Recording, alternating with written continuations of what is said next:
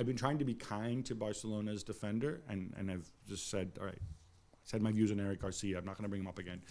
But now I kind of have to, because that penalty, whether you believe it was a penalty or not, and obviously the referee didn't call it in real time, and then VAR did. I'm assuming we all think it was a penalty? Yeah. Okay. Even if he had won the ball, that's not how you defend. No. I don't understand, where did this person learn to defend as a center back? But the worst is, and I almost tweeted it and I thought, okay, people are going to say that I'm too mean with him. On the second goal, on the Valverde goal, the ball is on the right-hand side for I think maybe Carvajal. And he plays the ball a bit nowhere. And Garcia flicks it when he doesn't need to, because Koundé is where you are and I'm Garcia.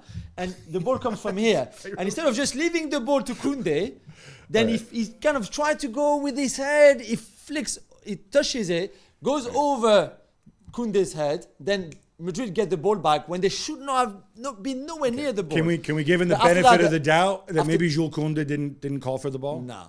But after that, there's still a few passage of play, so it's not just that mistake that led straight to the goal, but still. But come on, Eric Garcia, I mean...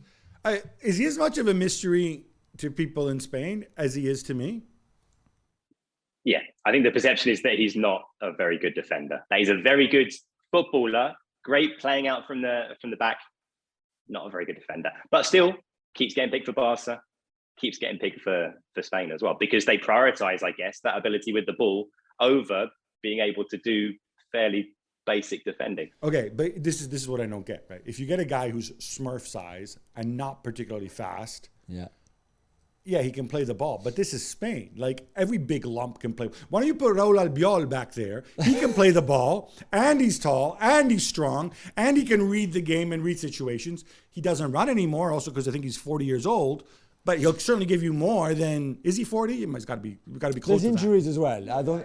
I think if Araujo is fit, he plays with Koundé, and we never see Eric Garcia in a game of this caliber. This goes back to my problem with the way this team was built, with all the money that was spent, right? You pull all those levers to become super competitive, and you have Bellerin as your right back, or Sergio Roberto, who's not a right back, and your first option off the bench, even in your hypothetical world where Koundé and Araujo are fit and play every game, your first option off the bench is either Christensen, and I think his issues are well documented. Yeah. Not his fault, perhaps, but whatever. Yeah. And Eric Garcia or Piqué. Yeah.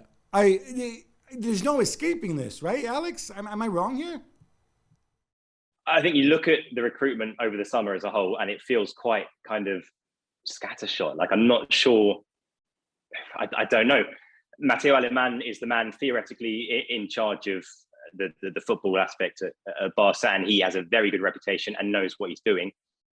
But I mean, how many of these signings so far have been unqualified successes? I don't think anyone's going to argue with Lewandowski. But otherwise, pretty much ever since this Barca regime came in, you look at all the players they've brought in. Someone like Ferran Torres is another example. They've spent a lot of money, and I think the jury is out on how much of that money has been wisely spent. And for a club that really needs to spend wisely because they don't have the money, that's not ideal.